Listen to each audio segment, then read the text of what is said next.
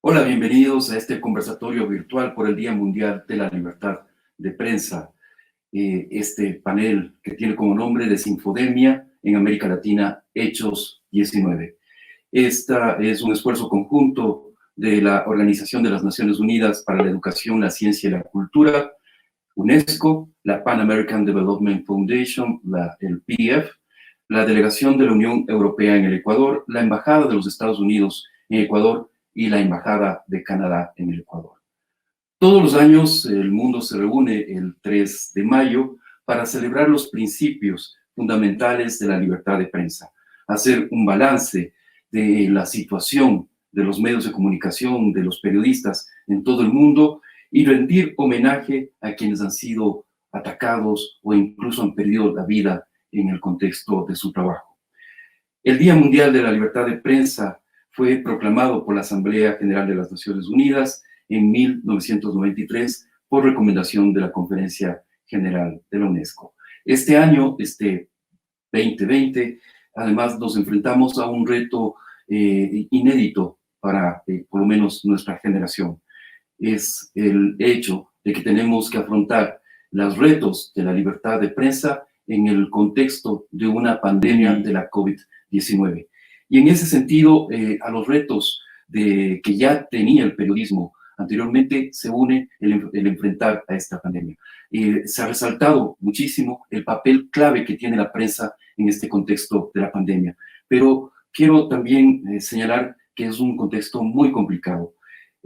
Por lo menos en el Ecuador contabilizamos ya 13 periodistas y trabajadores de prensa fallecidos, al menos 50 periodistas contagiados por COVID-19, todo esto en el contexto de su trabajo, de las coberturas, pero a eso se une un contexto económico muy complicado.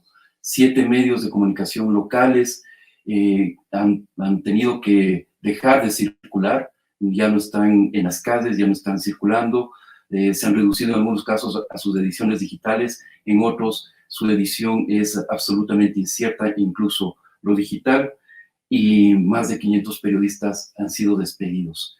Y todo esto, además, no puedo dejar de mencionar el contexto, en este contexto de impunidad en el delito, en el cruel asesinato, secuestro y asesinato de los periodistas de Diario El Comercio, de Paul, Efraín y Javier.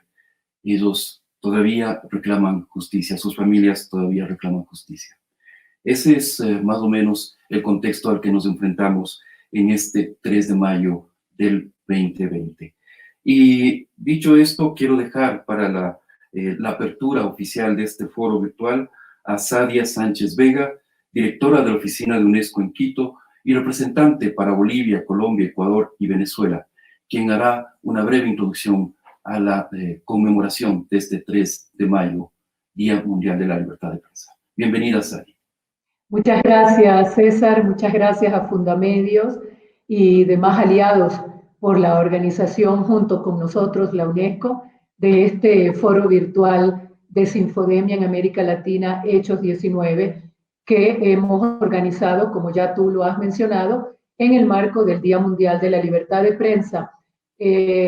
Hago propicia la ocasión para agradecer a las panelistas por su participación. Quisiera destacar algunos aspectos como preámbulo a la discusión que tendrá lugar en breve con nuestras invitadas y contigo, César, como moderador. Más allá del tema medular de la salud y de la crisis humana que significa la pandemia COVID-19, un elemento se ha colocado en el centro del escenario del COVID-19, la información. En este sentido, el contexto de alta incertidumbre de cara al COVID-19 ha planteado más que nunca la necesidad de certezas y de confianza en la información. Esto con énfasis en las garantías y el ejercicio de los derechos a la comunicación consagrados en el artículo 19 de la Declaración Universal de Derechos Humanos. Sin embargo, la libertad de expresión y el acceso a la información de calidad especialmente central para la toma de decisiones informadas, la transparencia de datos, la rendición de cuentas de las organizaciones y de los gobiernos, como tú lo has mencionado, César, enfrenta desafíos de una muy especial exigencia. Yo diría la alfabetización de medios, las competencias digitales, el pensamiento crítico en el consumo de información, el peso de las subjetividades, la multiplicación de noticias falsas, la credibilidad del conocimiento científico, la censura del trabajo informativo y el control de la información. Lo que UNESCO ha denominado desinfodemia es un flagelo que desvirtúa e incluso falsifica la realidad con consecuencias de vida o muerte al estimular decisiones esencialmente desinformadas sobre el COVID-19. Esto sin dejar de mencionar los estragos que producen en los ámbitos político y social. La información verificable, fiable, es la llave para construir las sociedades del conocimiento y sociedades democráticas. La desinfodemia opera justamente de forma opuesta. Yo quisiera referirme muy brevemente a las palabras de Antonio Guterres, secretario general de las Naciones Unidas, en el diálogo de alto nivel sobre la libertad de prensa y lucha contra la desinformación en el contexto de COVID-19 que tuvo lugar este pasado lunes 4 de mayo, en las que menciona a la desinformación como un peligroso brote paralelo a la pandemia que comprende desde consejos de salud perjudiciales hasta discursos de odio y teorías de conspiración. Según indicó el propio secretario general de las Naciones Unidas, más del 40% de las publicaciones sobre el COVID-19 en una red social relevante provienen de bots, es decir, de programas automatizados que simulan ser personas. En este contexto observamos que aunque las falsedades para socavar la validez de la ciencia son muy antiguas y pudiéramos identificar cantidad de ejemplos de ellos a lo largo de la historia de la humanidad, lo novedoso en este contexto no radica en las herramientas de diseminación que han sido utilizadas tradicionalmente para distribuir desinformación, sino en la temática y en los impactos directos que el fenómeno genera en la capacidad de los gobiernos y de las propias sociedades para gestionar la situación en este contexto de pandemia. Muy rápidamente me refiero también a Audrey Azoulay, que es la directora general de la UNESCO, quien en este mismo foro destacó, y me voy a permitir leer, y ya con ello concluyo, dice: el periodismo permite perforar la nube de información falsa que ha amplificado la crisis, alimentando la vulnerabilidad del entorno y apoyándose en el resorte emocional. Asimismo, refirió la persistencia de problemas ya existentes y que durante la crisis es importante mantenerse fieles a los principios de educación, independencia, libertad y seguridad de periodistas, para que después de transcurrido este escenario crítico no se recurra a medidas que luego puedan ser lamentadas. Michelle Bachelet, la alta comisionada de Naciones Unidas para los Derechos Humanos, además agregó: hemos visto la detención de periodistas en todas partes del mundo, detenciones arbitrarias, legislaciones para luchar contra las presuntas fake news, leyes antiterrorismo que se están utilizando contra periodistas que están informando sobre la epidemia. Concluyo. Todos estos temas que convergen con particular impacto en la comprensión y la gestión del coronavirus llaman a una reflexión constante y sostenida por parte de los medios de comunicación, pero también de la ciudadanía, con relación al consumo y a la generación de información que debería ser desde una perspectiva crítica, diversa, objetiva y ética. Muchas gracias, César. Muchísimas gracias, Sadia, por esas palabras que nos recuerdan el papel esencial de la prensa en el desarrollo de sociedades democráticas y aún más en el contexto de la pandemia de la COVID-19.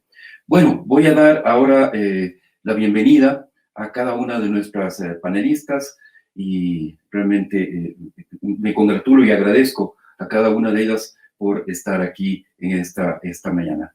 Les presento en primer lugar a Cristina Tardaguila. Ella es directora adjunta de la International Fact-Checking Network, periodista graduada por la Universidad Federal de Río de Janeiro, cursó un posgrado en periodismo en la Universidad Rey Juan Carlos de España. Bienvenida, Cristina. Gracias por estar aquí esta mañana. Hola, César. Hola, Sadia. Hola a todos los que están escuchándome. Es un placer enorme, un honor estar participando de un foro tan importante. Muchísimas gracias a Fundamedios, a UNESCO, a las embajadas y a los demás organizadores. Yo personalmente estoy emocionada. Es un tema que sin duda tenemos que perder bastante tiempo discutiendo, ¿no? Muchas gracias. Gracias. Perdón, disculpa, te interrumpí. No, adelante. Ok, gracias. Les presento también a Liliana Elostegui. Ella es periodista y cofundadora de Verificado de México, dedicado a un medio dedicado al análisis del discurso público y el combate a la desinformación. Liliana tiene más de 20 años de trayectoria en prensa escrita, televisión y radio. Bienvenida, Liliana. Gracias por acompañarnos.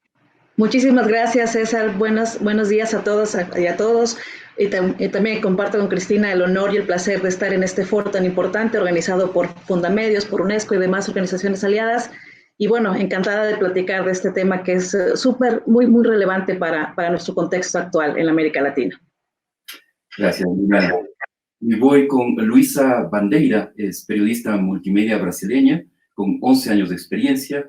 Ha trabajado para el Servicio Mundial de la BBC en Londres y con algunos de los periodísticos más importantes de Brasil, como la Folha de São Paulo y Nexo. Gracias, Luisa, por acompañarnos. Hola, buenos días, César. Buenos días a todos los participantes. Muchas gracias por esta oportunidad. Estoy muy entusiasmada de estar aquí en esta conversación tan importante con ustedes. Gracias, Luisa, por acompañarnos. Yepes es nuestra próxima invitada, es periodista, directora de contenidos en Fundamedios y Ecuador Chequea, fellow del International Center for Journalists 2020, ex becaria de la Agencia Pública de Brasil y de la UAN-IFRA. Gracias, Desiree, bienvenida una vez más. A ustedes, muchísimas gracias por este espacio. Es un honor, sin duda, compartir con estas colegas. Y la desinfodemia nos reta como periodistas a no dejar de conversar al respecto. Y finalmente quiero presentarles a Marianela Balbi, periodista y directora ejecutiva del Instituto Prensa y Sociedad, el IPIS de Venezuela, activista en defensa de la libertad de expresión, acceso a la información pública y fortalecimiento del periodismo de investigación en Venezuela. Y además, debo decirlo, una queridísima amiga. Gracias, Nela, por estar aquí. Pese a las dificultades técnicas que hemos tenido, pero maravillosamente estás aquí. Bien, parece que justamente tenemos uno de esos problemas técnicos, problemas que hay con el Internet en Venezuela. Bueno, quiero plantearles el tema, esperemos que Marianela ya se nos una. Lo que nos convoca esta mañana es esto llamado la desinfodemia, ¿no? Es decir, la epidemia de la desinformación. Y cómo se ha ido expandiendo en América Latina paralelamente a la COVID-19. ¿Cuál es la situación actual?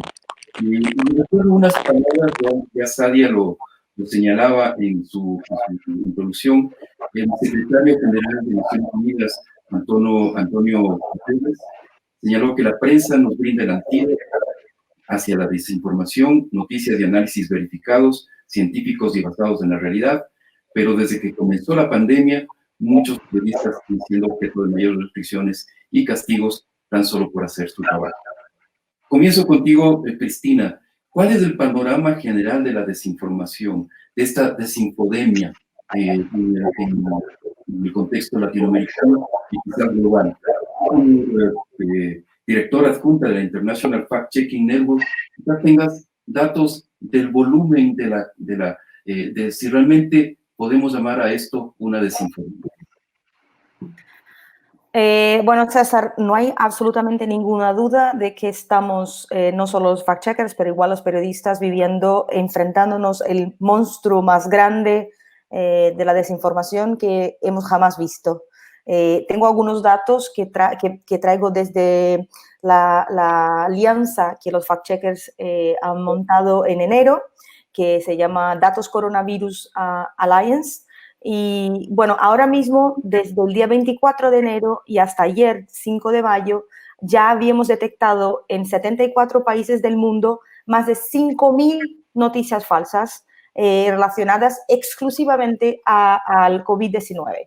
Entonces, esto para que tengamos una comparación, la segunda colaboración entre fact-checkers más grande que se tiene noticia dentro de la comunidad de fact-checkers ha sido la colaboración realizada en Argentina en el 2019, justo durante el periodo de elecciones, y a lo largo de 10 meses, 150 medios en Argentina pues, llegaron a detectar unas 200 noticias falsas. Entonces, estamos hablando de 5.000 desinformaciones en un poco más de 3-4 meses, ¿no? En contra de 10 meses y 200 noticias falsas. O sea, estamos delante de un monstruo de dimensiones jamás vistas.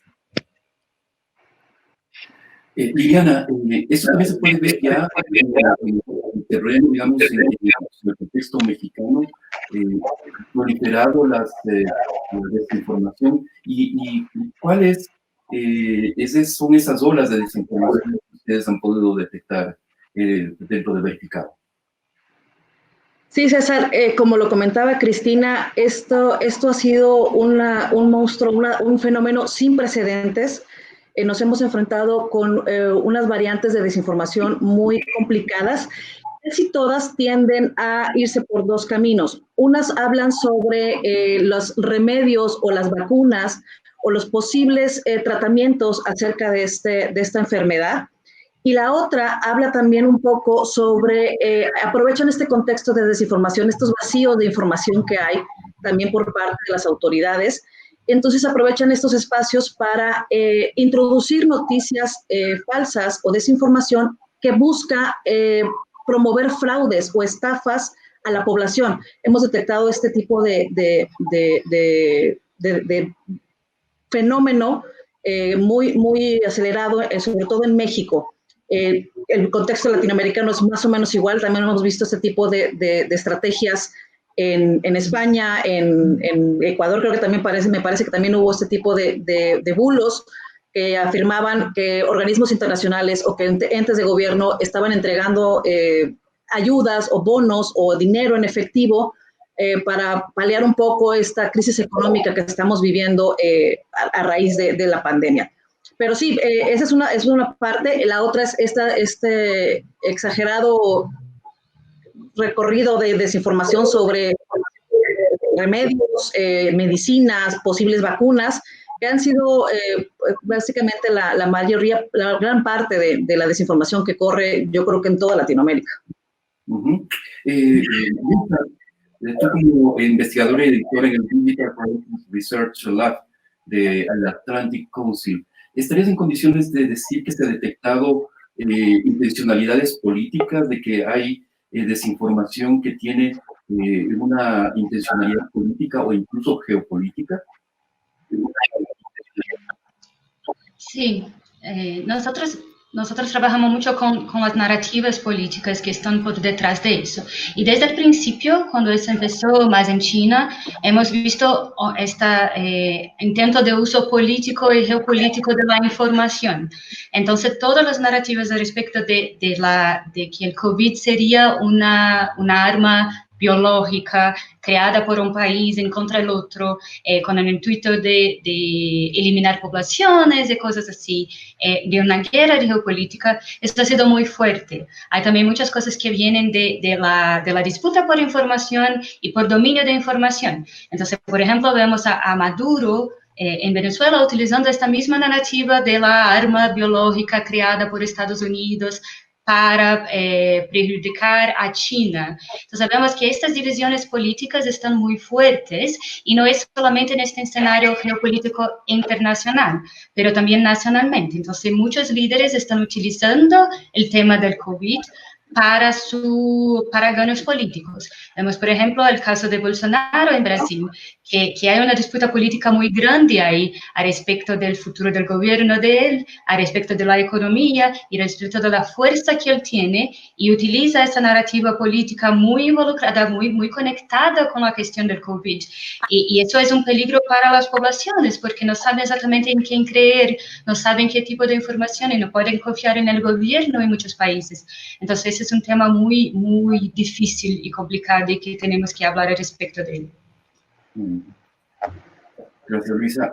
Desiree, voy contigo.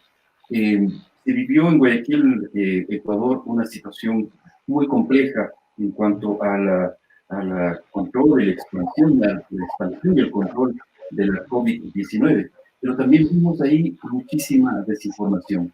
¿En qué consistió? ¿Cómo se vio desde Ecuador Chequea esta desinfodemia ya en el caso específico de Bueno, en efecto, la situación absolutamente anormal en Guayaquil desencadenó a su vez un pico de contenidos falsos relacionados también a una realidad a la que no estábamos acostumbrados y a la que sus propios habitantes no se habían enfrentado probablemente nunca. En esa línea sí se pudo detectar 4 líneas o ejes en torno a los cuales giró la desinformación. El primero tenía que ver con las teorías conspirativas, hecho que se repite en otros países de Latinoamérica. El segundo, con las formas de contagio y la expansión del virus, las formas en que se podía seguir propagando. La tercera tenía que ver con las supuestas curas, vacunas o medicamentos, remedios caseros para poder prevenir el contagio de coronavirus. Y una cuarta con las falsas medidas o el alcance falso de las medidas que iban impulsando las autoridades. Por primera vez, yo sí me atrevería a decir que en el caso de Ecuador Chequea, lastimosamente tuvimos que dar por cierto realidades que en otro contexto. Se nos cayó, deciré, bien. Espero que tengamos suerte con Marianela Balbi en Venezuela. Marianela, espero que estés ahí. Y quería plantearte el tema. ¿Tenemos a Marianela? Me parece que no. ¿Me confirman? Sí, Nela, ¿no te vemos, por favor? No te vemos, pero no sé si nos escuchas. Vaya, qué pena que no la tenemos a Nela Balbi. Bien, establecido un poco el contexto de la pandemia, de la desinfodemia de la que hemos hablado anteriormente. Cristina, ¿cuáles son las consecuencias de esa desinfodemia? ¿Qué es lo que está causando? Y te lo pongo además, introduzco un elemento, que es el hecho de que los gobiernos muchas veces no están ofreciendo información certera, no están ofreciendo las herramientas con las cuales justamente combatir esa desinfodemia. ¿Qué se puede hacer en ese contexto? César, si me permite, quería añadir un poquito en la pregunta anterior, que yo creo que desde la IFCN tenemos una visión un poco mundial de la desinformación. Entonces, quería contar un poquito de las olas sucesivas de desinformación que estamos viendo mundialmente. Si me permites añadir un poquito en la pregunta anterior, si me das unos minutitos, pues hasta ahora hemos visto por lo menos 7 olas diferentes sobre el COVID. Y si me permite, repaso rápidamente. La primera, y claro, las olas siguen el virus. Entonces, cuando surgió el virus en enero, pues, claro, empezó a finales de diciembre, pero en enero vemos, la primera ola es la que tiene que ver con origen, ¿no? No sabemos si está relacionada a la sopa de murciélago, si es el Bill Gates que está por detrás de todo, o si es un laboratorio en China, ¿no? Entonces, ahí hay mucha desinformación. Luego pasamos a una segunda ola y esto, claro, todo gana repercusión mundial a la medida que el virus traslada por toda la parte del planeta. En la segunda ola son los videos manipulados. Entonces vemos muchos videos e imágenes de gente que se desmaya en supermercados de Wuhan o en los metros de Wuhan, que la verdad es gente que está o borracha o que tiene un infarto. Bueno, son vídeos engañosos, ¿verdad? Luego pasamos a la tercera ola y que lo dijo muy bien pues las dos compañeras chequeadoras, que son las falsas curas y los falsos métodos de prevención, y esta ola no nos deja. Desgraciadamente luchamos muy fuerte con ella, ¿no? Estamos hablando, y eso tiene un componente cultural muy fuerte. Por ejemplo, en la India, César, estamos sufriendo para luchar contra beber orina de vaca, ¿no? Y mientras en los Estados Unidos estamos sufriendo con beber desinfectante lejía, ¿no? En Argentina, beber té caliente. Entonces, eso tiene que ver con la cultura del pueblo. La cuarta ola que hemos visto circulando el planeta es la chinofobia, si no digo mal en español, que también soy brasileña como Luisa, si me perdonan los errores. La chinofobia.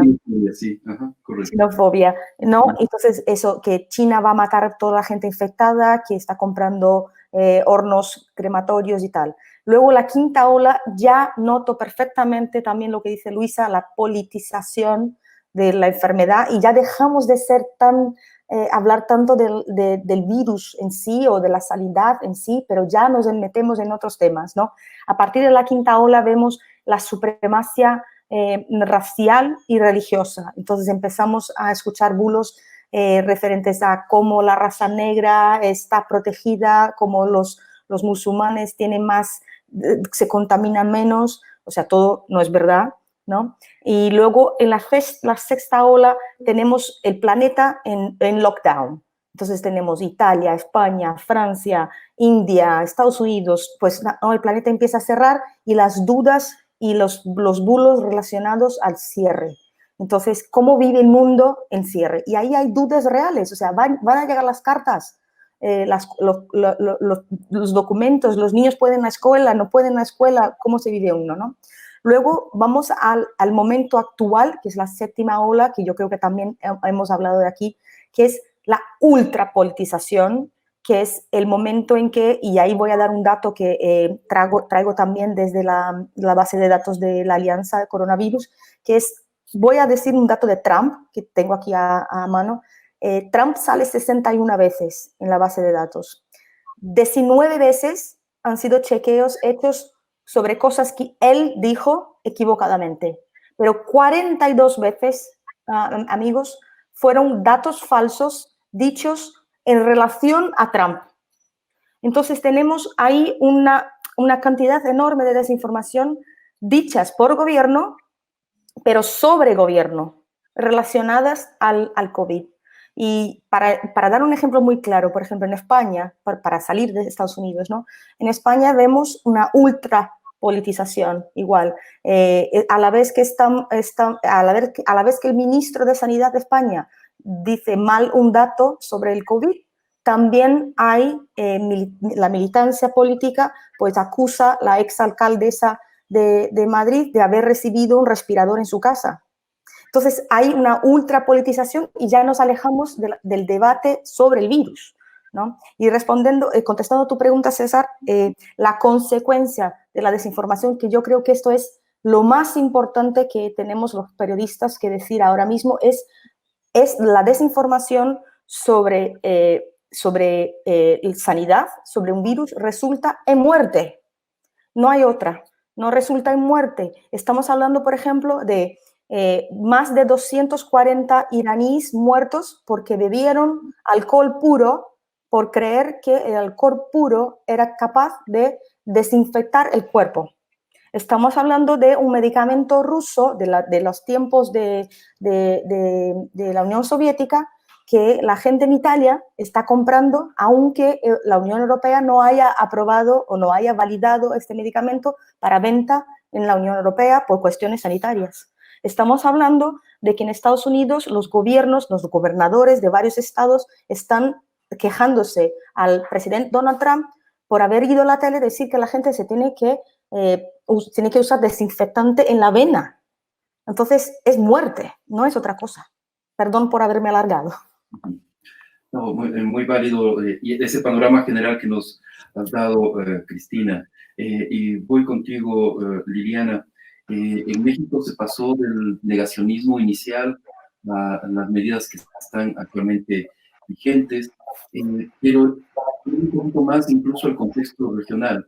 Tenemos muestras de todo, ¿no? En El Salvador, medidas extremas, incluso con denuncias de violaciones, de graves violaciones a derechos humanos, y en cambio en Nicaragua un agujero negro, básicamente, en el cual las cifras oficiales no existen, oscilan entre 3 y 4 enfermos o contagiados con COVID-19, lo cual es ridículo, y ninguna medida realmente seria. ¿Qué pasa en la región, Liliana? ¿Qué pasa en México, en la región? ¿Cuáles son las consecuencias, repito la pregunta, las consecuencias de esas oleadas de desinformación?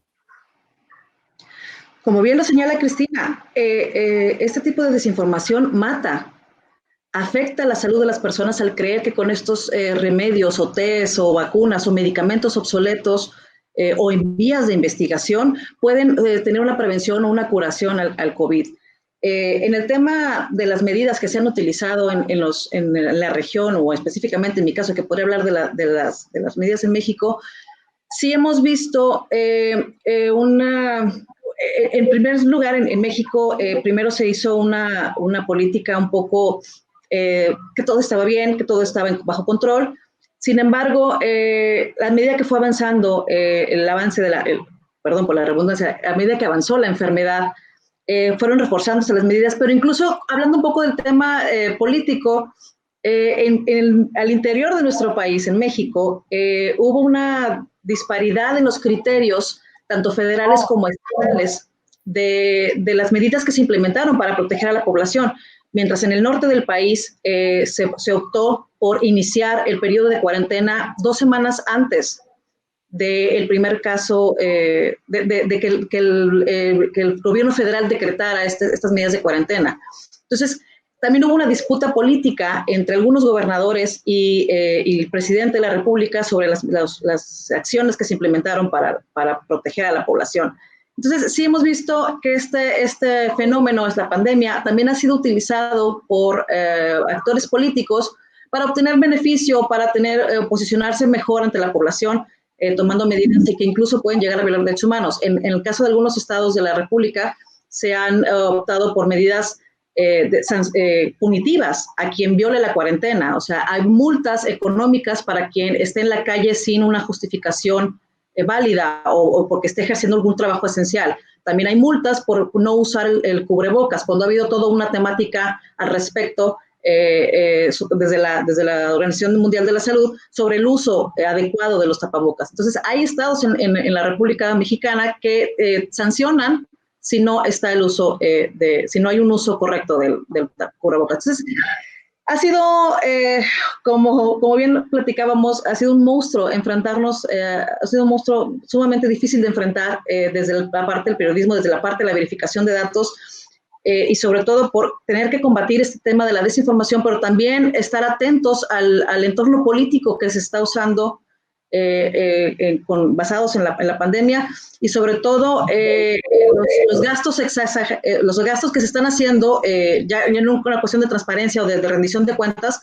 Hemos visto que se han desviado presupuestos para la atención de la población, pero debemos estar también muy vigilantes. Además de verificar la información que circula en los medios sociodigitales, también debemos estar muy atentos a estas acciones que están ejerciendo los gobiernos, y sobre todo en materia de presupuestos para atender la COVID-19. Entonces, también tenemos que estar muy atentos a esos dos frentes. Gracias. Les recuerdo que ustedes pueden dejar, quienes están siguiendo esta conferencia virtual, pueden dejar sus comentarios, preguntas, y enseguida esto nos llega y podemos incluso ponerlas en pantalla. Vamos ya a leer algunas preguntas que nos han llegado en unos minutos. Quiero terminar esta ronda contigo, Luisa, sobre el tema de la falta de información certera que manejan los gobiernos. Y aquí incluso yo quiero darle el beneficio de la duda. O sea, hay gobiernos que yo creo que no es que intentan engañar deliberadamente a su población. Lo que pasa es que no tienen forma de recabar datos certeros. Yo creo que esta pandemia también cuestiona la forma el sistema de estadística mundial acerca de salud, epidemias, pandemias, etcétera, etcétera. Pero, ¿cuál es el tratamiento de la información en América Latina? ¿Efectivamente podemos combatir la desinformación con los datos oficiales? Es una pregunta muy interesante. Entonces, solamente empezar explicando un poquito a la audiencia qué hacemos nosotros en el Laboratorio de Investigaciones Forenses. Entonces, además de hacer verificaciones, de chequeos, nosotros también intentamos descubrir cómo se mueve la desinformación. Así que quién está por detrás, quién está amplificando, es una cosa muy importante. Cristina hablaba de Trump, de políticos. Entonces, quién hace con que estas informaciones crezcan y lleguen a la audiencia, cuáles son las técnicas que son utilizadas, hablamos de los bots ya hoy, entonces, de todo eso. En esta pandemia, como usted decía, César, la cuestión de los números y de confiar, en quién se puede confiar, es muy complicada, porque es una cosa que debemos manejar nosotros también periodistas. Al principio existían algunas informaciones y eso cambia. Entonces, por ejemplo, hemos hablado del tema de los tapabocas, que al principio decían no se puede usar, y después la dirección ha cambiado y las empezaron a cambiar con eso. Entonces, una cosa que tenemos que estar muy atentos ahora es si se puede confiar o no. Entonces sabemos que muchos gobiernos no están mintiendo, pero no hay testes, es difícil saber la magnitud del problema. Dos, ¿cuáles son las informaciones que sí, otras personas que podemos hablar, cómo podemos intentar entender un poco más cómo funcionan las estadísticas, cómo funcionan los estudios? O sea, hemos visto muchos casos de estudios científicos que han sido publicados en la internet sin revisión, sin la peer-to-peer review, y después han sido sacados, y muchas personas empezaron a hablar, no, pero este estudio decía eso. Entonces es un tema muy complicado, no solo para gobiernos, pero también para periodistas, investigadores, chequeadores. ¿Cómo lidar con una información que cambia todo el tiempo? Una información que puede estar correcta un día, el otro día no ser más correcta. Entonces es un momento de mucho aprendizaje también para nosotros, saber cuáles son los gobiernos que están intentando esconder informaciones, gobiernos que no tienen informaciones, y cómo nosotros, periodistas, podemos ayudar a la audiencia a navegar por todo eso. Desiree, recojo las últimas palabras que decía Liliana, y en el hecho de que hay que también vigilar muchas veces lo que hacen los gobiernos con los presupuestos de salud y demás. En el Ecuador ha habido algunos casos en los últimos días, incluso de denuncias de posible corrupción en el sistema de salud. El secretario de Naciones Unidas nos decía que la prensa es el antídoto contra la desinfodemia.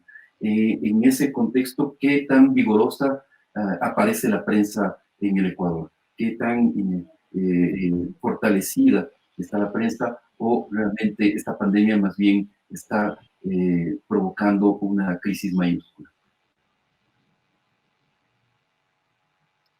Bueno, creo que justamente lo que nos refleja la pandemia, y lo que ya se ha dicho, no en este foro, pero sí en otros espacios, es que precisamente a través de la declaratoria de la emergencia sanitaria de la COVID-19, el periodismo recobra, o la ciudadanía recobra, la confianza que de algún modo se había perdido en el periodismo, en el rol de la prensa y en su trabajo de fiscalización de la función pública. Creo que en el caso ecuatoriano no lo ha sido menos, es decir, ha quedado evidenciado cuál es el trabajo de los periodistas de la prensa independiente, pero se abren sin duda paradojas también, porque al mismo tiempo que existe este consumo masivo, necesario, indispensable de información para al final del día poder tomar decisiones, se produce también una crisis al interior de los medios que de alguna forma también limita y bloquea su capacidad de acción. En esa línea sí creo que también es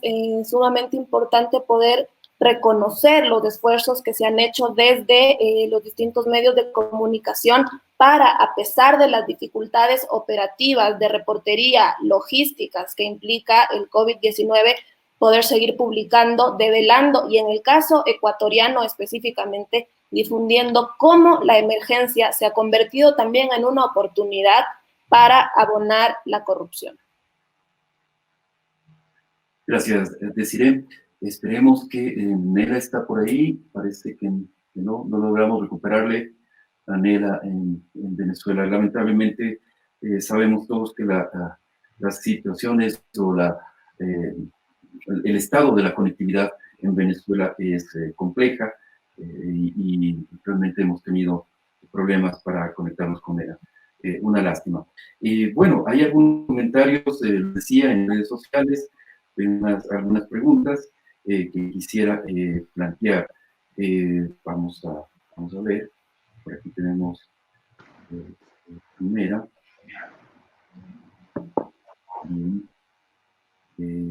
Bueno, Fernández Espinosa nos dice, saludos desde Quito, excelente conversatorio. Alexandra Peralta nos dice, ¿cómo podemos informar a la ciudadanía o tratar con los ciudadanos si los organismos que deben reflejar los datos no están publicando información verídica? De alguna forma, ya contestó Luisa, pero no sé si alguien del panel quiere añadir algún elemento más a esto que nos dice Alexandra.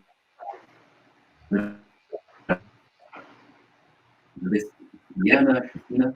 César, yo podría añadir una cosita. Podría dar algunas ideas bastante útiles. Bueno, pues tenemos ahora una base de datos en español, totalmente en español para los que quieran pues acceder a todas las informaciones chequeadas por los verificadores que trabajan en la TAM. Bueno, dejo el enlace que es chequeado.com/LATAM coronavirus. Y también tenemos un bot, un chatbot de WhatsApp para los que usan WhatsApp. Imagino que aquí también, bueno, en Ecuador será grande y también toda Latinoamérica muy grande. Y es bastante sencillo de utilizar, es muy sencillo de acceder. El enlace es poy.nu/IFCN chatbot. Entonces, eso es un medio, una forma muy fácil de todos los días pues entrar en nuestra rutina de verificar qué es lo que ha sido chequeado por los verificadores profesionales en la región. El chatbot, por ejemplo, entiende incluso en qué país estás, o sea, en qué país tu WhatsApp está ubicado y te va a dar el chequeo de tu propio país. Prioridades, ¿no? Te va a dar prioridad a ese chequeo. Entonces, ahora mismo, o sea, hoy, 6 de mayo, el bot funciona con un menú en inglés, pero en los próximos días, estamos hablando de poquísimos días, toda la comunicación va a estar también en español y también en portugués y también en hindi. Entonces, son formas muy útiles para contener la desinformación. Gracias, Cristina, porque justamente iba a eso. Mientras el mundo busca la vacuna contra la COVID-19, ¿cuál es la vacuna contra la desinfodemia? El secretario general de Naciones Unidas nos dice que es la prensa sólida, informando de forma veraz, con datos científicos, etcétera, etcétera. Pero es solamente eso, Liliana, podemos hacer algo más. ¿Qué has aprendido? ¿Qué ha aprendido la comunidad de fact-checkers, de los periodistas que hemos aprendido de esta pandemia? Mira, yo creo que sin duda el gran aprendizaje que nos va a dejar esta situación que a nivel mundial son las alianzas. No podemos crear frentes singulares para combatir la desinformación. Articulados, unidos, trabajando en colaboración, que es lo que ha liderado la IFCN en esta pandemia. Ha sido un esfuerzo increíble y la verdad es que me siento muy orgullosa de ser parte de esta alianza. Esa es como una respuesta que podemos dar desde el periodismo para combatir este fenómeno. También creo que los usuarios de Internet, las audiencias, también tienen que aportar su parte. También tienen que confiar en la labor de los fact-checkers y debemos crear también estas alianzas con las audiencias. Nuestra intención también es conectar, llevarles estas herramientas a los lectores, a las audiencias, a cualquier persona, a los usuarios de WhatsApp, como este esfuerzo que está haciendo ahora, que estamos realizando con el bot de la IFCN para combatir la desinformación. Creo que, sí, que debe ser esto, las alianzas entre periodistas, entre fact-checkers y muy de la mano con los usuarios. También en parte de lo que hacemos en Verificado, y creo que lo hacemos, yo creo que todos los equipos de verificadores, es dar herramientas y enseñar a nuestras audiencias cómo ellos pueden realizar chequeos desde su celular. Siempre, casi todos compartimos herramientas, tips, consejos para enseñarles cómo pueden evitar caer en la desinformación. Entonces, creo que sí, uno de los grandes aprendizajes que nos dejará en el periodismo esta pandemia será sin duda la colaboración muy estrecha entre los equipos de periodistas. Luisa, también quisiera escucharte nos deja esta desinfodemia, pero además quiero introducir un elemento más, que es justamente este tema de la educación de las audiencias. Ya nos decía Sadia Sánchez de UNESCO en la introducción de esta conferencia virtual. Es necesario trabajar mucho más intensamente en la educación de las audiencias, en la educación digital y mediática. Te dejo ahí, ¿cuáles son las enseñanzas? Sí, nosotros trabajamos mucho con un concepto que llamamos de resiliencia digital. ¿Qué es eso? Es la idea que tenemos nosotros que trabajar todos juntos, entonces investigadores, académicos, chequeadores, verificadores, todos los periodistas, por supuesto, toda la comunidad junta, pero al final la decisión o quién va a creer o no en alguna cosa que les llega es el usuario, es la persona que recibe en el teléfono o la pantalla del computador, es esa persona que tiene que hacer una decisión y que tiene que distinguir si alguna cosa es verdad o no y si debe o no repasar eso, enviar a otras personas. Entonces, yo creo que al final de esta pandemia y de toda esta cuestión de la desinformación que está ocurriendo ahora, las personas también van a percibir un poquito más cómo la información puede ser utilizada incluso como una arma. Entonces, por ejemplo, lo que tenemos ahora es que, como nosotros trabajamos mucho con estrategias, no estamos viendo ninguna una estrategia súper nueva, ¿sí? Algo que nunca hemos visto. Los bots están ahí, son aún bots. Las cuentas falsas, las granjas de likes en Facebook, son las mismas. Pero lo que está así más claro es cómo la información puede ser utilizada utilizada de una forma para pasar alguna cosa. Entonces, por ejemplo, yo voy a hablar ahora de información que no es falsa, pero en Brasil yo hacía una investigación y he visto que los artículos que tienen más engajamiento, entonces que más interactuaciones en redes sociales, principalmente en Facebook, son a respecto de curas. Personas el número de personas que ya han sido curadas, personas que no están más doentes, no están más enfermas, que la transmisión está más lenta. Estas noticias son reales, no son artículos falsos. Pero ¿quién está divulgando mucho eso? ¿Quién está poniendo esto en Facebook? La mayoría son grupos que apoyan a Bolsonaro, que tienen este discurso que la pandemia es una cosa que va a pasar rápido, que no es así tan grave. Entonces, cuando miramos cómo circula la información, mismo una información que es verdadera, puede ser utilizada para pasar una narrativa que interesa a una persona, sea el gobierno o no, en este caso era el gobierno. Pero yo creo que ahora las personas van a leer más y van a entender más cómo es esta cosa de la información siendo utilizada para una narrativa, para interés de alguien. Y eso crea esta resiliencia. Como Cristina decía, saber lo que está pasando crea resiliencia. Y eso debemos buscar. Gracias, Luisa. Deciré, quiero recoger un poco las respuestas de nuestras panelistas. El tema, Cristina nos planteaba este tema de herramientas tecnológicas sofisticadas, bots, que comienzan a diseñarse y a actuar en distintos espacios de redes sociales, específicamente en WhatsApp. Liliana nos plantea este tema de la educación digital y de la colaboración, de la cooperación entre fact-checkers y destaca el papel de la International Fact-Checking Network como una red importantísima en ese aspecto.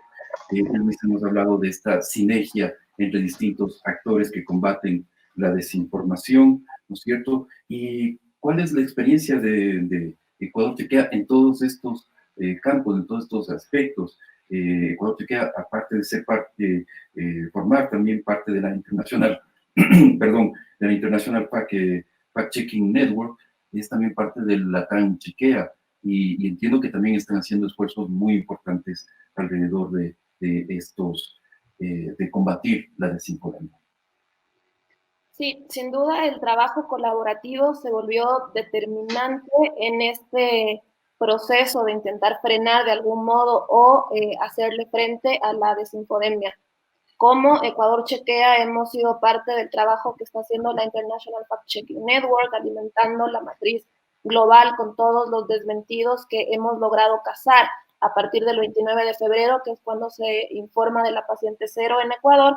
Y después también somos parte de esta red regional, que es la TAM Chequea, que aglutina también a fact-checkers a escala más bien regional.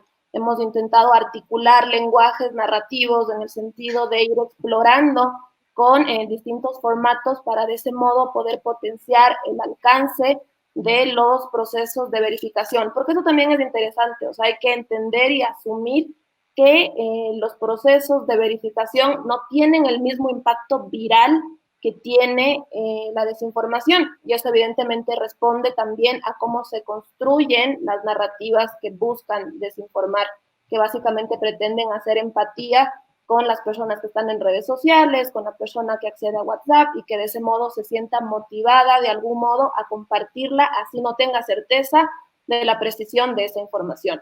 Pero yo no quiero dejar de mencionar la importancia de la transparencia en cualquier ejercicio periodístico y muchísimo más en lo que se refiere a la pandemia específicamente. Una de las raíces de la desinformación también es la incapacidad de los distintos gobiernos de ofrecer información pertinente, oportuna y clara. Justamente su incapacidad de articular un discurso que se sostenga en datos concisos, en medidas claras, es lo que también ha abierto la puerta para que se desarrollen procesos de desinformación que al final del día buscan minar evidentemente estas medidas y, como ya se mencionó anteriormente, se corre el riesgo de poner la vida de la ciudadanía en juego. Entonces no podemos dejar de lado la corresponsabilidad que tienen los tomadores de decisiones en exponer información clara, precisa y oportuna. Gracias, Desi. A ver, tenemos algunas preguntas más de la audiencia. Ulises Acosta nos dice, ¿las fake news a quién benefician? ¿O simplemente es gente desocupada con mucha imaginación? Quizás, Luisa, ¿quieres plantear algo, alguna idea al respecto de a quién benefician las fake news? Depende. Y eso creo que es muy importante hablarnos de cómo las fake news en verdad son como un síntoma de una enfermedad que es otra. Entonces hay que entender a quién benefician. A veces hemos visto cosas que son beneficios financieros. Entonces, por ejemplo, en Sudáfrica había una empresa que ha creado diversos grupos de Facebook por todo el mundo. Había muchos en América Latina en español, pero en realidad quien estaba por detrás era una empresa que fabricaba tapabocas y querían vender eso. Que ni eran eficientes.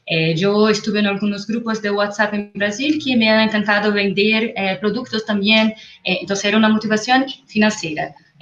Hay una motivación ideológica muchas veces. Entonces vemos muchas veces noticias no noticias, pero desinformación que es creada con motivación ideológica de beneficiar a alguien.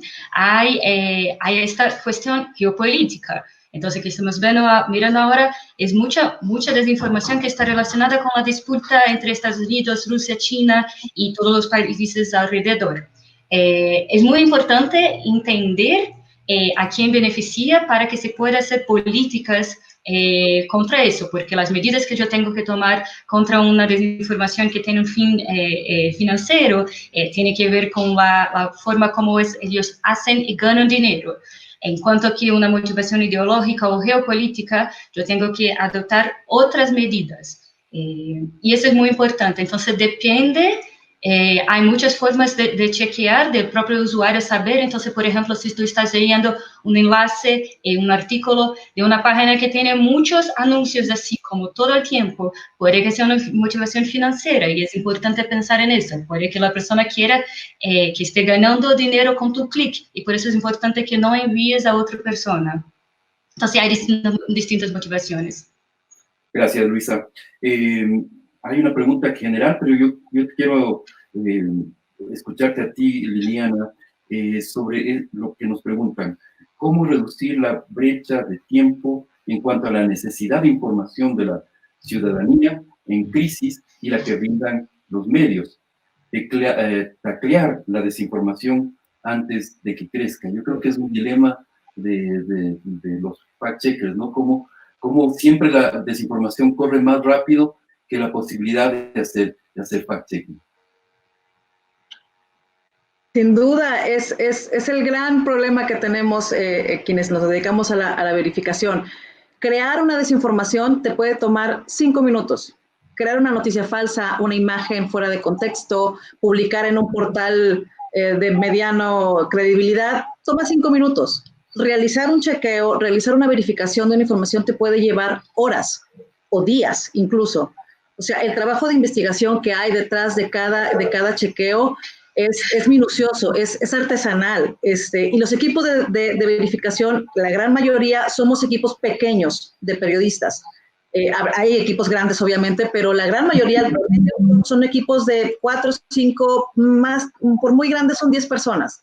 Entonces, sí nos enfrentamos a este gran reto de combatir o tratar de ir un paso adelante de la desinformación, y por eso apostamos mucho a la educación mediática, a enseñar a nuestras audiencias a que también ellos son partícipes de esta cadena de combate a la desinformación.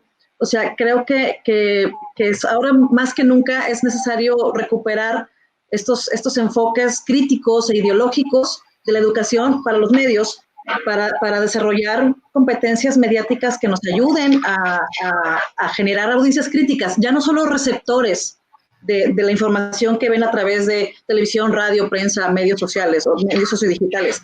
También necesitamos entrenar a nuestro público a que pueden ser parte también de aliados muy importantes de parar este fenómeno de la desinformación. Entonces, sí, es un gran dilema en que nos enfrentamos tratar de ir un paso adelante de la desinformación, pero bueno, hacemos todo lo humanamente posible para tratar de ofrecer información verificada y a tiempo y pertinente en la medida de lo posible.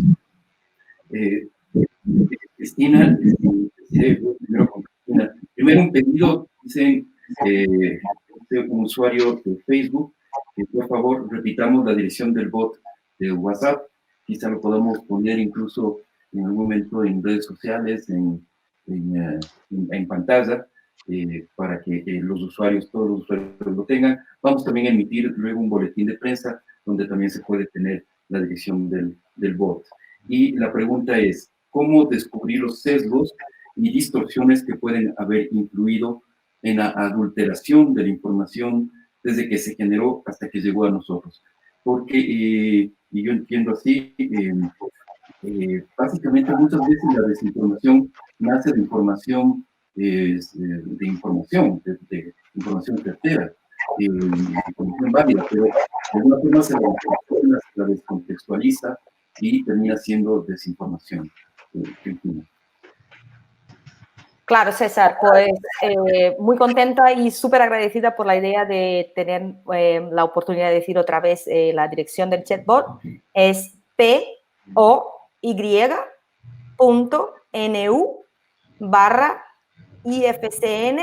chatbot. Esto funciona en cualquier móvil, es gratis, solo uno tiene que tener una cuenta de WhatsApp y empezar a utilizar. Se puede hacer cualquier tipo de conexión sea, se puede buscar los últimos fact-checks, se puede también conectar con hacer búsquedas y más. O sea, hay muchas cosas ahí. Quería, antes de contestar tu pregunta, quería decir una cosa añadiendo a la maravillosa respuesta de Luisa, que tenemos una cosa nueva en este punto, en el momento de la desinformación ahora, que es combatir la gente que comparte desinformación para proteger a los que quieren y aman.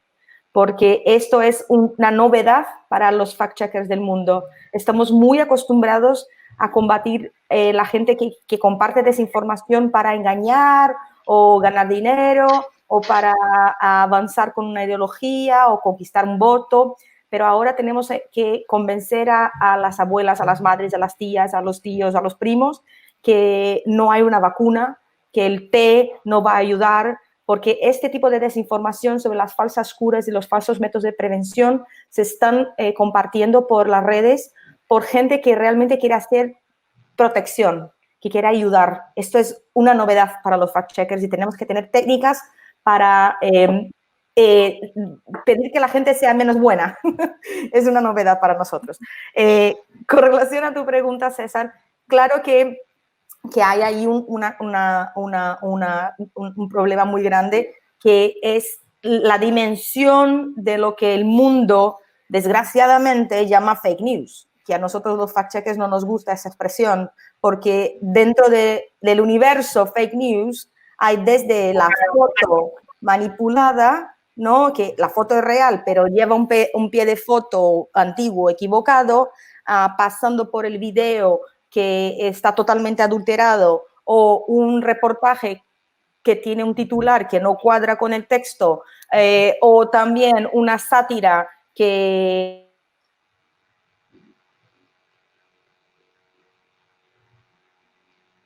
Hola. Cris, se nos congeló Cris. Bueno. César, ¿puedo añadir un poquito a que decía Cris? La gente de distintos y... Ahí está Cris de nuevo. Sí. Ok, Hola, vamos. No, creo que... Hola, ¿estoy? Ahora sí. Perdón, no sé hasta dónde. Pero bueno, me corta internet, es que estoy hablando mucho. Bueno, eso quiere decir que rápidamente que hay muchas cosas en una cajita y que tenemos que tener una táctica, una técnica para cada una de las cosas y merece atención diferente cada uno de esos problemas. Ya está. Gracias, Cris. Luisa, ¿querías añadir algo?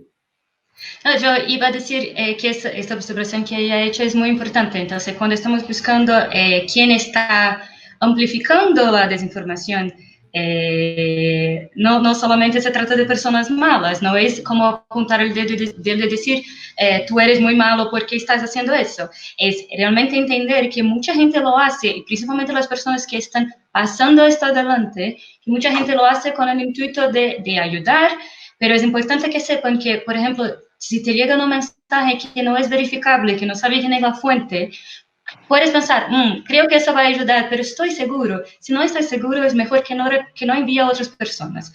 Si no sabes cuál es la fuente, si no sabes quién está hablando, hay muchos audios en WhatsApp con personas que dicen que son doctores y cosas así, pero si no sabes quién está hablando, es mejor no repasar, porque mucho de eso, mucho de la responsabilidad y mucho está con nosotros, con las personas que están recibiendo e enviando información. Entonces hay que tener mucho cuidado porque podemos con buena intención pasar algo que no es información cierta, correcta. Desi, voy contigo y había planteado la pregunta que también respondió Cristina, también para ti, en el sentido de esta desinformación que circula y que tiene una base en la realidad, ¿no es cierto? Y recuerdo un caso que ustedes trataron en el Ecuador, que era justamente el aparecimiento de cadáveres en el piso, en un hospital, etcétera, etcétera, y que en un principio se negó que fuera en el contexto de Guayaquil, Ecuador, se lo ubicó en Nueva York, y luego se verificó que realmente sí era en Ecuador. ¿Quieres contar ese caso que me parece paradigmático justamente de la circulación de información o de ese círculo a veces o de ese límite muy estrecho entre información, desinformación, información de información descontextualizada? No sé, ¿quieres contar un poco más acerca de este caso? Sí, con gusto. Justamente ese caso que tú mencionas, yo creo que marca un hito, al menos en el trabajo de Ecuador Chequea, en el momento de enfrentarte a información que es cierta, pero que por su complejidad te resulta sumamente difícil dar con esa certeza. En pleno pico de la pandemia, de la emergencia sanitaria, en Guayaquil empezó a circular un video que además estaba compuesto por distintas piezas. No era en escenas de un mismo lugar, sino que estaba compuesto por tomas de varios sitios. Entonces, básicamente lo que ocurrió es que empezó a circular.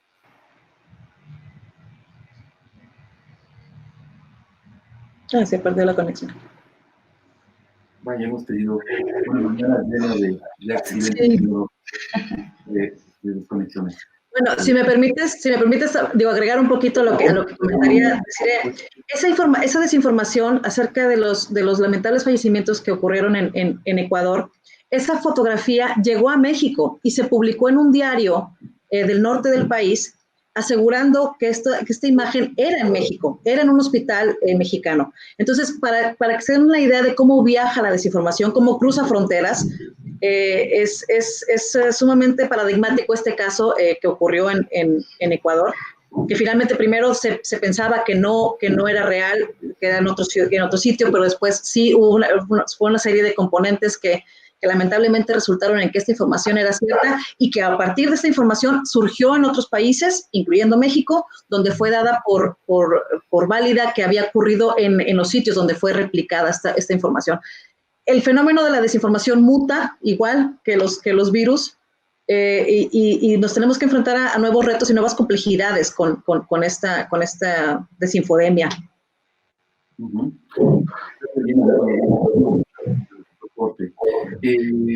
Bueno, quiero comentarles que Nela está intermitentemente con nosotros en la sala. Dice que no nos logra escuchar ninguna frase completa. Es una pena que se corta. De todas maneras, vamos a tratar de hacer por lo menos una pequeña intervención de Nela más adelante, ya hacia el final del foro. Cristina, ¿qué nos queda para adelante? ¿Cuáles son los retos que enfrenta el combate a la desinformación de aquí al futuro? ¿Qué es lo previsible? ¿No es cierto? De aquí va a durar estas olas de desinformación que tú comentabas, estas ya 7 olas de desinformación. ¿Cuánto van a durar? ¿Van a prolongar todo lo que dure la pandemia? ¿Qué es las previsiones que se puede hacer en este momento? Bueno, la pregunta de $1 millón, se me ha dejado a mí. Bueno, tenemos algunas buenas noticias. Primero es que la Alianza Coronavirus va a sumar, ojalá este viernes va a abrir un call para papers de académicos y gente que quiere investigar la base de datos de más de 5.000 chequeos que se ha hecho, bueno, que se está haciendo y, bueno, va a crecer, por supuesto, el número de chequeos.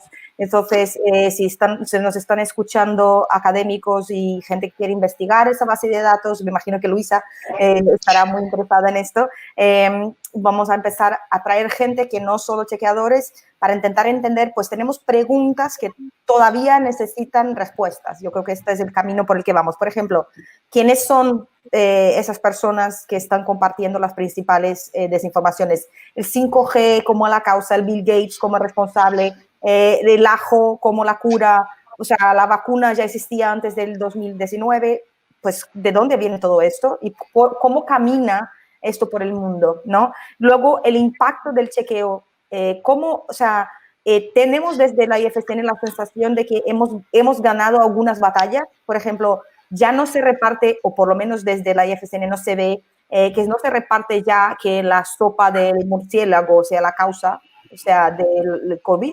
Entonces, entendemos que, mira, el fact-checking ha sido exitoso en ganar algunas batallas. Esta es un ejemplo, pero queremos saber si eso es real en números, con estudios. Queremos saber también dónde no hemos tenido éxito y por qué, cuáles han sido las dificultades. Queremos saber qué datos nos faltó o nos está faltando. Entonces, que nos digan, pues, más transparencia en las plataformas, qué datos Facebook, Twitter, WhatsApp, Instagram, Weibo, Line, KakaoTalk nos pueden ofrecer y hasta qué punto la transparencia en estas plataformas se tienen que volver leyes para que ojalá la próxima pandemia no nos pille tan desprevenidos. Porque, claro, donde no hay datos hay desinformación. Yo creo que estas son los próximos pasos dentro de la IFCN, César. Gracias, Cristina. Liliana, igual, el balance de lo que se ha hecho hasta el momento dentro del contexto de la desinfodemia y de la pandemia de la COVID-19, y cuáles son los retos que ustedes tienen que afrontar. El tejido de comunicación. ¿A mí? Sí, Liliana, por favor. Liliana, ¿me escuchaste? Perdón, no te escuché, es que se cortó un poquito. Lo que decía, ¿cuál es el balance que tienen en este momento de combate a la desinfodemia, ¿no es cierto? ¿Y cuáles son los retos que ustedes prevén que van a afrontar en el futuro inmediato? Bueno, también otra pregunta sumamente complicada de contestar, porque en los retos sí vemos yo creo que nadie estábamos preparados para esta pandemia, y nadie, me refiero a ni población, ni periodistas, ni gobiernos, ni autoridades, o sea, no teníamos una idea del impacto que esto iba a ocurrir. Estamos reaccionando al acontecer. Afortunadamente, en las grandes alianzas encabezadas por el IFCN, por la TAM Chequea, estamos tratando de entender el fenómeno y a tener un poco más de análisis de datos para ver qué podemos aprovechar de esto. Yo creo que un reto importante específicamente en este tema de un contexto de salud, creo que es sumamente importante darle voz al periodismo científico, darle voz a los científicos, darle voz a las personas que están preparadas y capacitadas. El periodista no tiene esta gama de habilidades para entender también cómo funciona una bacteria, un virus o una enfermedad, una pandemia. En Verificado hicimos una alianza muy sólida con científicas mexicanas. Es una red de científicas mexicanas y una red de periodistas científicos que lamentablemente son muy pocos, pero los existen y los hay, y muy buenos. Entonces, para tratar de traducir esta información tan complicada, tan meticulosa y tan científica, que en algunos casos la gente no puede entender, bueno, nos estamos apoyando mucho con ellos, con la red de científicas mexicanas, con la red de periodistas científicos, para traducir a unos lenguajes muy simples, muy gráficos, muy compartibles, llevarles estas informaciones a las personas y, bueno, tratar de que tengan un panorama mucho más claro de lo que sucede con la pandemia, de que tal medicamento no funciona para lo que se está promoviendo, tal animal no es portador del virus y no contagia el virus. Este remedio de tomar cloro o tomar lejía o desinfectante tampoco funciona y es totalmente contrario a la salud. El cambiar tu pH del cuerpo tampoco funciona porque también es dañino para la salud. Entonces, creo que sí, uno de los aprendizajes es las alianzas y darle voz a las partes expertas en este tema. Creo que sí ha sido un reto importante y, bueno, esperemos ver qué más surge, ¿no? con el avance de la pandemia. Todavía vemos la esperanza de una vacuna, pues todavía un tanto lejana, y también hay que ver cómo reaccionará cada región, cada país en el tema económico, en el tema de movilidad social, etcétera. O sea, está sumamente enrarecido todavía el panorama para poder determinar qué es lo que sigue o cuál es el siguiente paso. Pero bueno, iremos reaccionando un poco a los retos que salgan día a día. Gracias, Luisa. Quiero preguntarte sobre esta confrontación geopolítica que se está dando entre las distintas versiones acerca del origen de la pandemia, ¿no?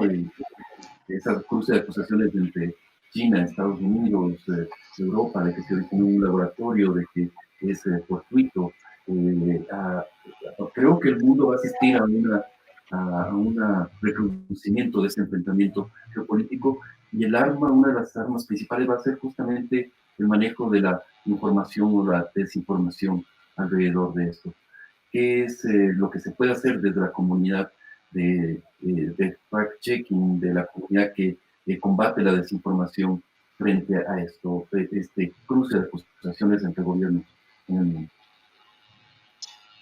Sí, yo creo que lo que podemos hacer es, uno, entender de dónde viene, como hablaba la Cristina, de dónde viene y cómo camina. Entonces, por ejemplo, ahora estamos haciendo una investigación muy profunda a respecto de estos bulos. Entonces, estamos mirando a la prensa oficial de algunos países, entonces China, Rusia, Irán, mirando qué ha surgido de ahí, quién ha sido el primero a hablar de eso, si ha aparecido primero en redes sociales o no.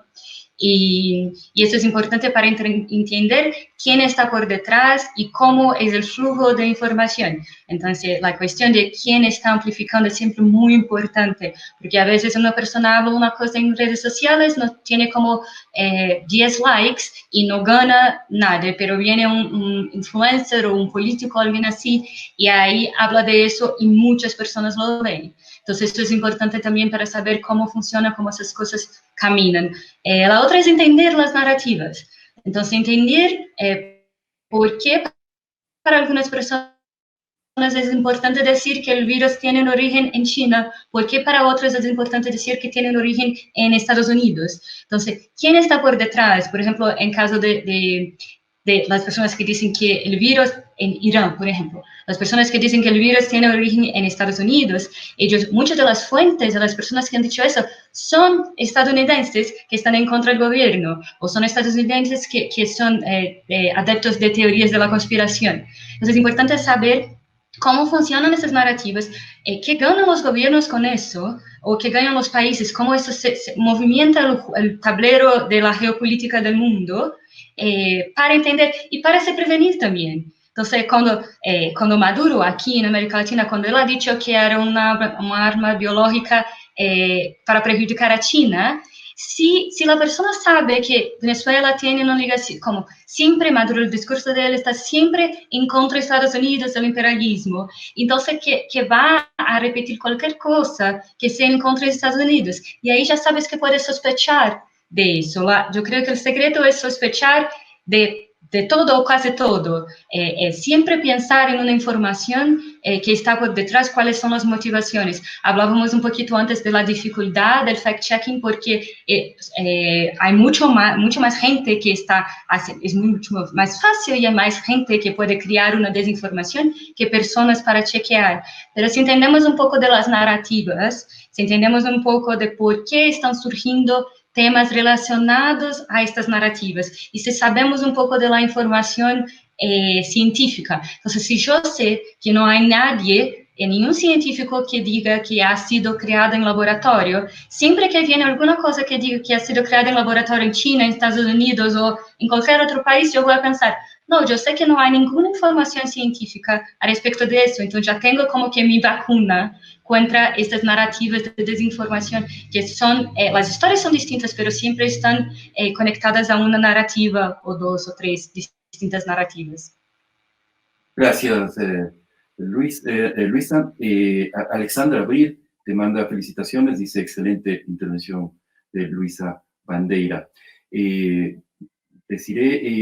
Tenemos una pregunta para ti. Marta Roldós, activista muy conocida en el Ecuador, nos dice, esto ya hablaste varias veces, pero nos dice que y la falta de transparencia por parte de los entes gubernamentales que entregan cifras contradictorias, si tienes algo más que decir al respecto. Y Williams Yumikinga nos dice, nos hace una pregunta muy puntual: ¿cuánto en promedio se demora en comprobar que es información falsa? Quizás puedas comenzar por esta pregunta tan puntual y luego ir a lo demás. Y también quiero repetir la pregunta que he hecho a todo el resto de panelistas. ¿Qué balance haces de la desinfodemia y cuáles son los retos a los que se enfrenta Ecuador Chequea en el futuro?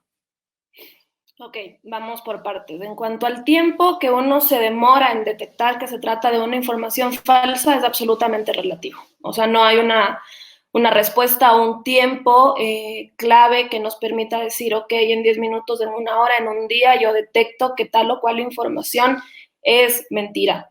Puede ser que me llegue un mensaje, una fotografía, un audio, que por la información que yo vengo manejando sé que es falsa, pero tal como lo mencionaron las colegas, a diferencia del proceso de lanzar una mentira a través de redes, desmentirlo sí es un proceso que toma y demora un proceso más largo. Es método, básicamente es periodismo, acudir a la fuente y tener absolutamente todas las pruebas que nos permitan dar por falso o por cierto una información. Es una pregunta sin respuesta casi. La segunda pregunta que hacía Marta Roldós, en efecto, o sea, y lo he mencionado hoy y lo digo siempre que puedo. Los gobiernos, las autoridades tienen un rol determinante en la lucha contra la desinformación. Si es que los tomadores de decisiones entregaran información clara, información oportuna, información confiable, creo que sería una estrategia también para poder de ese modo combatir la desinformación. En el caso de Ecuador, hemos lidiado con cambios en la metodología de la medición, en el uso incluso del lenguaje, el momento en que exponemos las cifras, explicándole a la gente que los datos que se arrojan diariamente no corresponden a todo el universo de la población contagiada, que es únicamente la cantidad de personas que el gobierno ha estado en capacidad de testear. Entonces nos ha implicado también como periodistas un tratamiento y un uso del lenguaje muchísimo más preciso de lo que hubiéramos considerado quizá en otra ocasión. Y de cara al futuro de la verificación, creo que el reto más importante es justamente poder potenciar el impacto, el alcance del trabajo de chequeo y en esa línea también descentralizar las verificaciones. En Ecuador Chequea estamos asumiendo ya el reto de poder generar, por ejemplo, contenidos en quichua y de ese modo poder atender a poblaciones que se ven también afectadas por la pandemia, que se ven afectadas también por el consumo de desinformación. Las poblaciones jóvenes de las nacionalidades están también en Internet consumiendo este tipo de contenidos y por eso tener la capacidad de generar, de descentralizar esos contenidos apuntando a otras audiencias se vuelve determinante y de ese modo al final del día lograr que las verificaciones se conviertan en contenidos útiles. Yo creo que la clave del trabajo de fact-checking ahora mismo en plena pandemia es que las verificaciones se vuelvan útiles para que la ciudadanía pueda tomar decisiones en esta situación tan anómala que nos implica aprendizaje todos los días, tal como ya lo hemos venido mencionando. La COVID nos enfrentó a el tener que aprender todos los días algo nuevo. Gracias, Desiree. Quiero agradecer también a todas nuestras panelistas, a Cristina Carreguila, a Liliana Elostegui, Luisa Bandeira, Desiree Yepes y Marianela Palmi. Quiero saludarla, quiero abrazarla a la distancia. Lamentablemente no hubo forma de establecer conexión con ella a lo largo de este foro. Quiero agradecer a las organizaciones y embajadas que estuvieron involucradas en este foro, a UNESCO, a la Pan American Development Foundation PDF, la delegación de la Unión Europea en el Ecuador, la Embajada de los Estados Unidos en el Ecuador, la Embajada de Canadá en el Ecuador y, por supuesto, Fundamedios, que me honro de ser su director. Muchísimas gracias a todos quienes nos han acompañado siguiendo este foro a través de YouTube, de Facebook, de Twitter. Hemos tratado de dar lectura a sus preguntas y comentarios lo más posible y agradecemos mucho que nos hayan acompañado. Me quedo con estas palabras, que ya lo hemos dicho, del secretario general de Naciones Unidas. Los periodistas y los trabajadores de los medios de comunicación de todo tipo son cruciales para ayudarnos a tomar decisiones informadas. En una pandemia, esas decisiones salvar vidas. Ahora más que nunca necesitamos que los medios de comunicación documenten lo que está sucediendo, que diferencien entre los hechos de la ficción, hacer que los líderes rindan cuentas. Recuerden esto, amigos, la pandemia es real, lo estamos viendo, la desinfodemia también es real, la información, la desinformación puede matar, como nos han dicho incluso nuestros panelistas, han estado con algunos casos concretos, y es necesario que, por lo tanto, todos aportemos en el combate a la desinformación. Que todos ustedes se involucren, que todos nos eduquemos en el uso y el buen uso de los medios de comunicación y las herramientas digitales. Con esto me despido. Muchísimas gracias por habernos acompañado en esta mañana. Un fuerte abrazo.